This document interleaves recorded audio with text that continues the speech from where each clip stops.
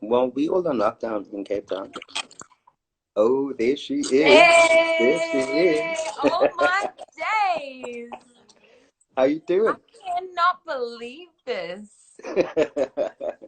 It's been too long. Too long. Oh, no, like, I'm not going to even say how long because that's a long time. I don't want to wrap myself out. I was telling my wife earlier, I was like, yo, I haven't seen Zenya in forever. And obviously, I mean, it's difficult for me to even say Zenya, you know what I mean? Because it's like I for me, know. I know. I know. Oh it's my God. hard. The craziest thing is, like, I always tell the story about how I came to the Kama Sutra Club in Bali, where this is where Charlotte and I used to sing. Baby Boy and I used to sing. And we like my mom, rest her soul, said Yeah. you should go to this club. There was this band there that was so great. And and then I'm like, yeah, okay, I'll go. And then she just kept saying, go, please go, please go. And so Yeah. I go to this club, and I went there with my friend Mandy. Yes. And then we went early, and you guys were all just sitting around waiting because you started late. You always start Yep. late anyway. And you guys just started talking to us, and then my friend ratted me out. She's like, "Zen, you can sing," and you were like, "Do you want to?" You guys were like, "Do you want to sing?" I'm like, I mean, obviously I can't say no, and so I'm like, "Sure, I'll sing." And then we get up, and we were like, "Shut up, just shut up, shut up, shut up, just shut up, shut up." And I was like, man, this chick, even, you know, you had that whole Fergie vibe. And I was like, this is amazing. Oh my, it was crazy talk though. Like, and then all of a sudden, it's like, I leave, I go back to Australia, and then I've been working with Mikey on my own music. And then Yes. I ended up coming back over and getting it, like, coming back over to just work on some more records, get a job with you guys at the club. And next thing, I'm like, yeah, my mom's like, Part of the family. are you coming home? I'm like, no. She goes, yeah, I figured. I mean, why should we? We had such a great life in Bali. I mean, we lived, you know, another life. Listen, You I think know. I continued that life. I still have like, that set the standard for my life. I live another life completely. Sorry, I'm hungry. Eat. Yeah, I'm like, I'll just live another life anyway. I still do. I live that life in Bali. Yeah. I live that life out here in LA. Um, yeah, So, I are just you feel like based life in is LA really now full fun. time? Because I remember you were staying in New York and in Miami at one point. Yeah. So Okay. I moved to New York from Sydney. So after Bali, I went back to Australia, Yeah. and I was, I went back to Newcastle, and then I started traveling back and forth to Sydney to work with Yeah. um, Mr. Zooks, who's an Yes. African producer who's from Yes. Tanzania. And then I Yes. really got into the South African and African crew over in Yes. Sydney. So I ended up being in that crew for a while, working on my music, dancing, all that extra stuff, and it was Yeah. super fun. Still friends with everybody to this day. Yeah. And I was like, you know what? I gotta go. Like, I gotta go somewhere else. Like, this is like, I could either be a big fish in a small pond, or I could really go where the creativity is, like, it stems from mostly. So Exactly. I was like, let me go to the States. So I have $1,400, and then I moved to New York in 2008. Yeah. And I don't know how I did it. Boom. I don't know how I did it.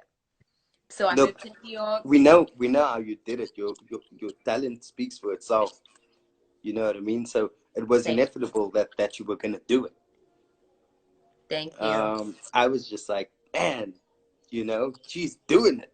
I was just like, I mean, for the longest time we lost touch, and it was just by chance that I was speaking to Obed, and Obed had gone back to Colombia to do his thing, and ended up seeing you with one of the Marley brothers.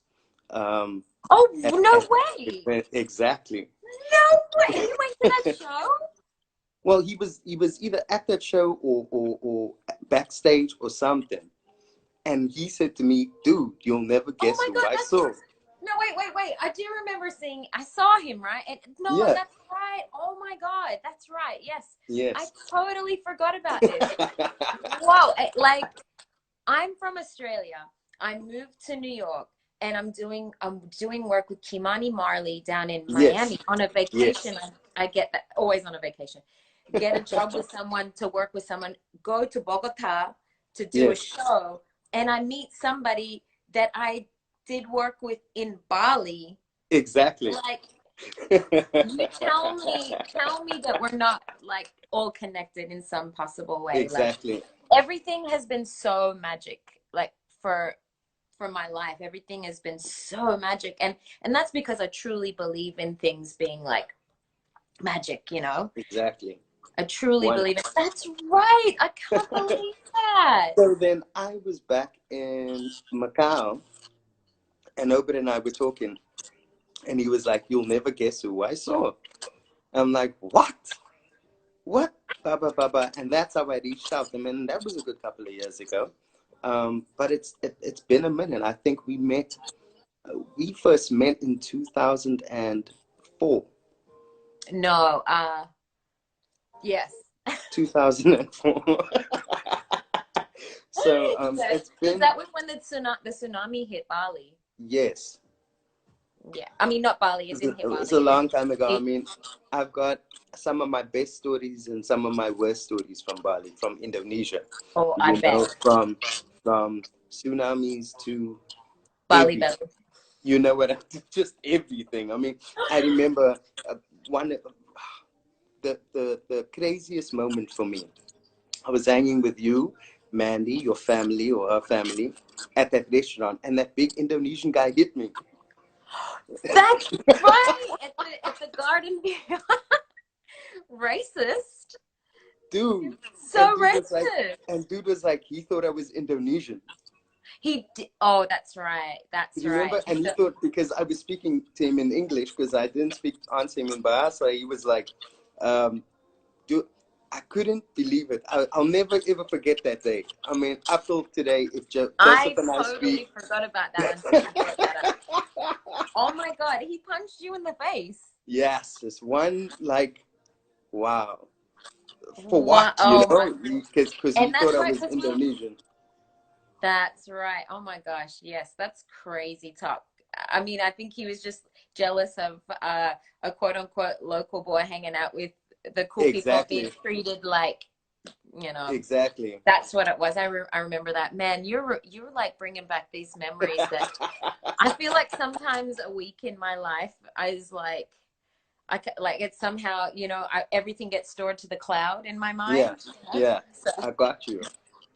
For you me, know, it's like a lot of people say I've got a memory like an elephant, and honestly, I do. When it comes to these things, they just stored there, and I remember. I play them back, and I'm like, shit, this shit is like a movie.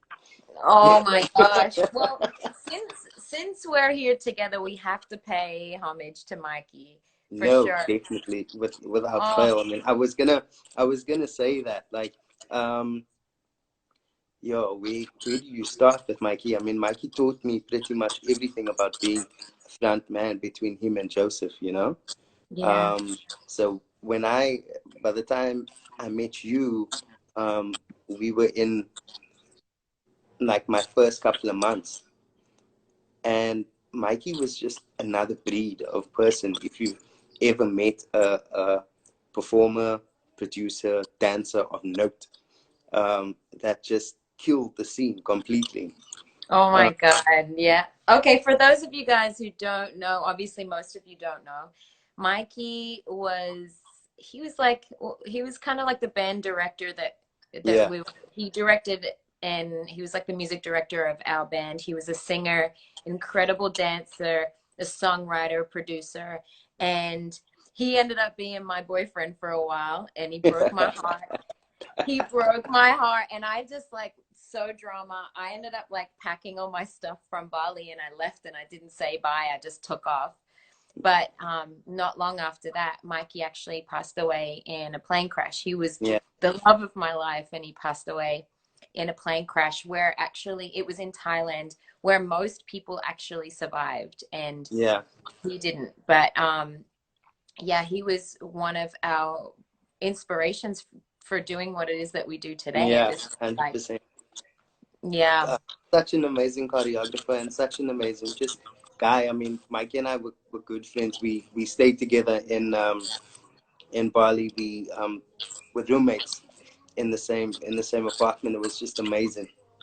And yeah, I'll never forget like everything Mikey taught me with regards to training, as you know, with doing boxing, keeping fit, being a dancer. I mean, I couldn't really dance. I mean, I could dance, but I couldn't really dance. And Mikey really changed that for me. He took me to a yeah. whole nother level when it came to choreography and training and all of these things. He was just amazing. Oh my God, he So was so special. He was yeah, so special. and then We his actually, production.